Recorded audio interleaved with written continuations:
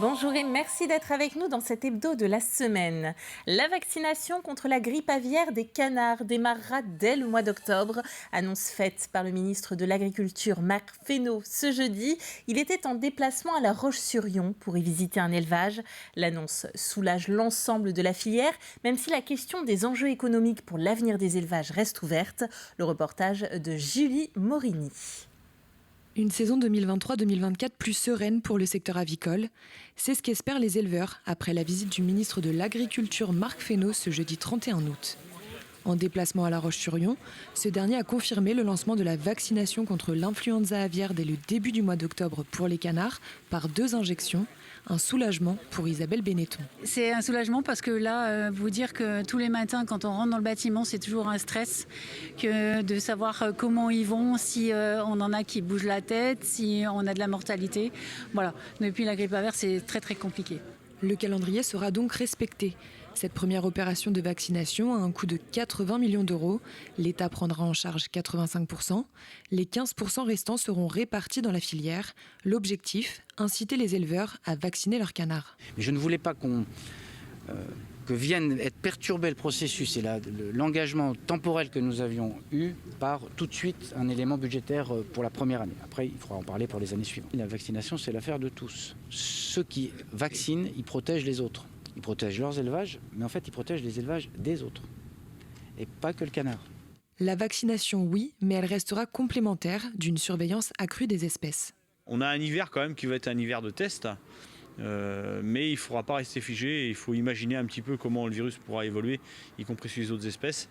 Ça sera sans doute un autre temps. Mais d'abord, de l'observation, de la vigilance et de la mise en application de la vaccination. C'est à la préfecture que la visite du ministre s'est poursuivie. Après ces annonces rassurantes pour le secteur avicole, la question des indemnisations reste en suspens. Là où on reste un petit peu sur notre faim, c'est qu'on n'a pas forcément eu toutes les réponses sur la prise en compte de la perte économique, donc la fameuse I2, où le ministre reparle encore des 50% de prise en compte de la perte économique, qui pour nous n'est pas suffisante. Lorsqu'on est éleveur, on a besoin de vivre de notre métier. Prochaines étapes, la vaccination dans un mois, puis réfléchir à l'élevage de demain. Elle ne sera finalement déplacée que de 13 mètres. Après décision du Conseil d'État en avril, la municipalité des Sables-d'Olonne devait retirer la statue Saint-Michel. Finalement, elle sera simplement déplacée sur un terrain privé, acquis au pied de l'église et donc en conformité avec la décision de justice, selon le maire Yannick Moreau. On est sur un espace privé maintenant depuis quelques jours. Et donc cette place devant l'église sur un espace privé permettra à cette statue d'y siéger et puis elle sera plus visible qu'avant. Et donc voilà, c'est la solution que nous avons proposée. Et puis cette place, elle est accessible à tout le monde. On ne va pas la fermer, non. Tout le monde peut y venir. Je pense que cette solution est juridiquement solide. Et que le nouveau positionnement de la statue, dans quelques jours, sera définitif. L'Église a l'éternité devant elle et cette statue pourrait l'avoir aussi. La rentrée des classes est imminente. 118 502 élèves sont attendus cette année dans les établissements publics et privés vendéens.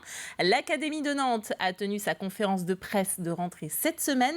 Alexandre Lenaour était présent. Voici ce qu'il faut en retenir. Je vous propose de commencer avec un chiffre, celui de la proportion des élèves entre le public et le privé. Alors en Pays de la Loire, en moyenne, plus de 60% des élèves sont scolarisés dans le public et parmi les 5 départements ligériens, la Vendée fait figure d'exception sur les presque 120 000 élèves vendéens de l'école au lycée. Eh bien, le privé est lui majoritaire à très peu, à près de 51%. Au niveau de l'évolution des effectifs dans les collèges et les lycées publics, le cas vendéen est là aussi singulier. Là où les autres départements ligériens constatent une baisse des effectifs, la Vendée compte plus de 300 effectifs supplémentaires par rapport à la rentrée dernière. L'une des raisons, eh bien, c'est l'ouverture d'un nouvel établissement dans notre département, le collège Arnaud Beltrame à Luçon, où près de 700 élèves sont attendus pour la rentrée lundi prochain. Et alors Alexandre, quelles sont les grandes nouveautés à noter? Qu'est-ce que l'Académie de Nantes veut faire? Bien Alexandre, le premier concerne l'acquisition des savoirs fondamentaux en se focalisant sur 2 enseignements, le français et les mathématiques. L'objectif, il est double, c'est de mieux former les enseignants et ce afin de mieux accompagner les élèves. Dans cette idée, l'un des grands changements concerne aussi la classe de 6e. C'est une année charnière selon la rectrice de l'Académie de Nantes, Katia Béguin. On a vu effectivement, grâce aux évaluations nationales, qu'il y avait des fragilités, en particulier à des moments charnières de la scolarité, comme le passage en collège. Et en 6e, ce qui est organisé notamment par le Pacte, c'est une véritable convergence des forces éducatives autour de ces élèves pour des heures de soutien en français et en mathématiques ou des heures d'approfondissement pour ceux qui sont déjà à l'aise. Le but, c'est de permettre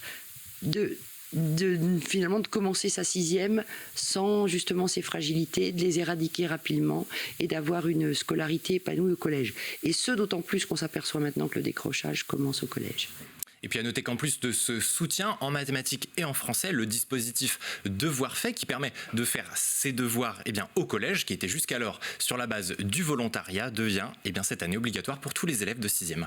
Et au lycée aussi, il y a des nouveautés. Quelles sont-elles ? Effectivement, le programme phare de lutte contre le harcèlement scolaire sera désormais déployé dans tous les lycées. Il était jusqu'alors présent dans les écoles et les collèges. Et la rentrée 2023 marque aussi plusieurs nouveautés dans les lycées professionnels. Un bureau des entreprises va voir le jour dans chacun des lycées professionnels. L'idée, c'est de favoriser les interactions entre les élèves et les entreprises, et ce pour faciliter l'insertion professionnelle. 720 élèves seront, eux, les premiers à découvrir le collège Arnaud Beltrame de Luçon. Un nouveau collège issu de l'union entre les établissements Beausire et le Sourdy. Les élèves vont être accueillis par 50 professeurs et Nicolas Delomini, le chef d'établissement. Il fut le principal du Sourdy entre 2017 et 2021. Il y a toujours des détails à affiner parce que c'est le plaisir d'un gros chantier comme celui-ci. C'est que quand on regarde à droite, à gauche, parfois un petit peu dans les coins, on s'aperçoit qu'il y a toujours des détails.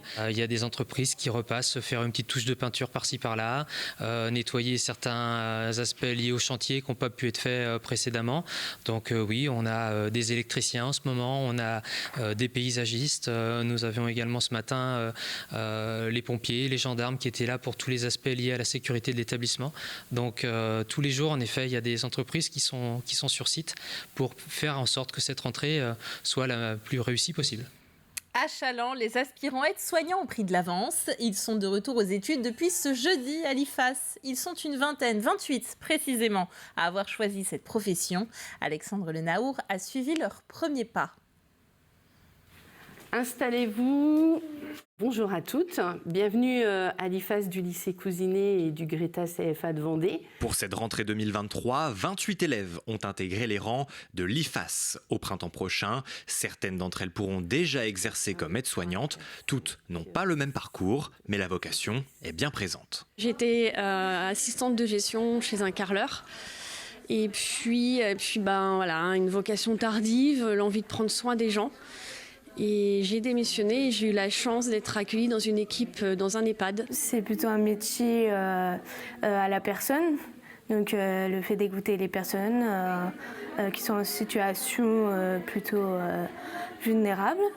Et puis, ça permet aussi d'aider les autres dans leurs besoins. Je cherche tout ce qui est la technique, apprendre mieux à connaître les pathologies, vraiment me perfectionner sur ça. La formation propose plusieurs parcours, l'apprentissage est possible et pour tous, à l'issue, un diplôme d'État et l'acquisition d'un véritable savoir-faire. Déjà au niveau du vocabulaire, on fait attention à ce que le vocabulaire professionnel soit développé et acquis par nos élèves. Et il y a aussi l'analyse de situation, c'est-à-dire mon patient présente des signes cliniques, il est rouge, il est cyanosé, il a de la fièvre.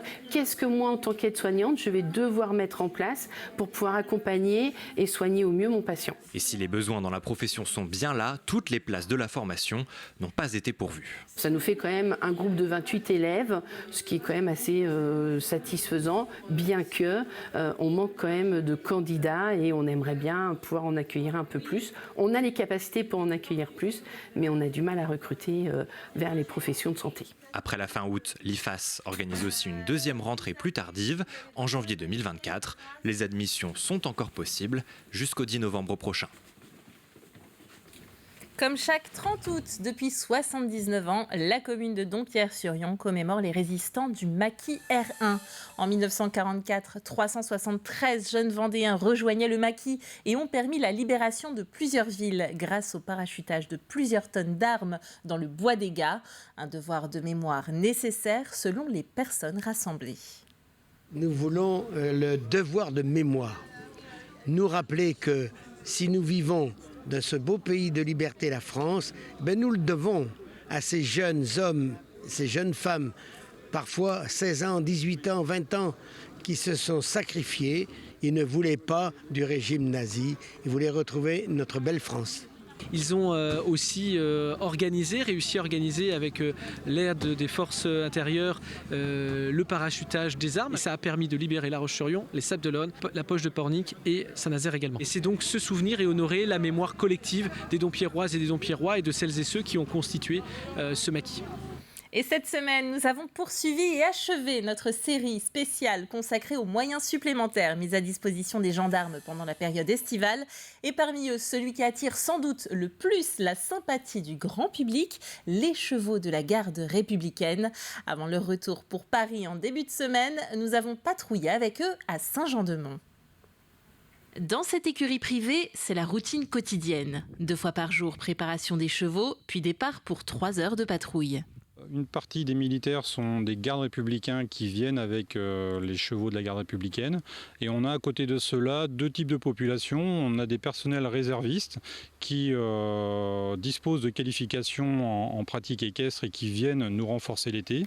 Et on a une 3e population qui sont des gendarmes qui servent habituellement dans les brigades en Vendée et qui pour l'été viennent renforcer. La gendarme Vanille est de cette 3e catégorie. J'ai répondu à un appel à volontaires pour pouvoir avoir l'aptitude à la pratique équestre en gendarmerie. Et du coup, je suis partie en formation à Saint-Germain-en-Laye au centre d'instruction de la cavalerie au mois de juin de cette année. C'est une formation de 2 semaines. C'est bien. Tout comme les motos tout-terrain, les chevaux peuvent être employés dans les massifs forestiers en recherche de personnes ou prévention incendie, ainsi que sur les plages. La grande taille de ces montures d'apparat est un atout non négligeable. Nous, on regarde beaucoup tout ce qui est vol à la roulotte, si les voitures sont ouvertes, si les vitres sont cassées, si des choses ont été dérobées à l'intérieur. On regarde également tout ce qui est stationnement pour les places handicapées, etc. C'est vrai que nous, du coup, vu qu'on est en hauteur, on a une bonne visibilité sur les voitures. Donc il suffit juste de passer dans les parkings et on voit tout et c'est top. Sans oublier qu'auprès du grand public, les chevaux font sensation. Non, ça fait une bonne relation aussi entre les gendarmes, le public, c'est bien. Et pour rester aussi imperturbable face à un malfaiteur que face aux caresses du public, les chevaux sont bien entraînés. Ça prend quelques années. En fait, c'est des chevaux qui arrivent chez nous à l'âge de 4 ans et qui sont censés pouvoir faire un service d'honneur pour les plus gentils aux alentours de 5 ans et demi, 6 ans. Et après, c'est de la sensibilisation de tous les jours. Dès qu'il y a un camion. Et déjà, quand votre cheval il bouge pas pendant un 14 juillet, parce qu'il faut savoir que c'est des chevaux qu'on fait le 14 juillet. Donc déjà, c'est beaucoup. Fin du renfort estival pour les chevaux qui quittent Saint-Jean-de-Mont en début de semaine. Ils retrouvent maintenant Paris et leur mission d'honneur et de sécurité, notamment devant les palais nationaux et les grands événements. Sport et culture, la programmation du Vendée Space pour cette nouvelle saison est désormais connue. La liste est très longue avec notamment de nombreux concerts. Citons parmi eux Claudio Capéo le 20 octobre, Louis Bertignac et Renaud le 3 février 2024, Chaka Ponk, Calogero et Patrick Bruel en mai. Côté humour, Véronique Dicker, Michael Gregorio et Elodie Pou sont également annoncés. Une année sportive aussi avec l'Open de Vendée dont nous serons partenaires. Ce sera dans quelques semaines. Et il y aura aussi les championnats de France de Jiu-Jitsu ou encore la phase finale du championnat du monde de X-Trial. L'épreuve est attendue le 11 novembre prochain. Ce qui revient au Vendée Space, c'est le X-Trial. Le X-Trial, c'est un petit peu un concours hippique mécanique. Au lieu de sauter des obstacles avec un cheval, on le fait avec une moto. Et il ne faut pas faire tomber la barre, mais juste ne pas poser le pied par terre. Et celui qui pose le moins de pieds aura gagné. Et ça sera la finale de ce championnat du monde de X-Trial avec 6 nations représentées. Eastwood symphonique. Donc Eastwood, c'est Kyle Eastwood, le fils de Clint Eastwood, qui est musicien, compositeur et qui d'habitude retrace la filmographie de son père avec un quintet. Et donc là, ça sera avec l'Orchestre national des Pays de la Loire à la fin de l'année 2023. Et c'est la fin de cet hebdo de la semaine. On retrouve notre grille de rentrée à partir de lundi. Vous retrouverez donc votre matinale dès 7h ce lundi en compagnie de François Pérez. Quant à moi, je vous souhaite un très bon week-end et à bientôt sur TV.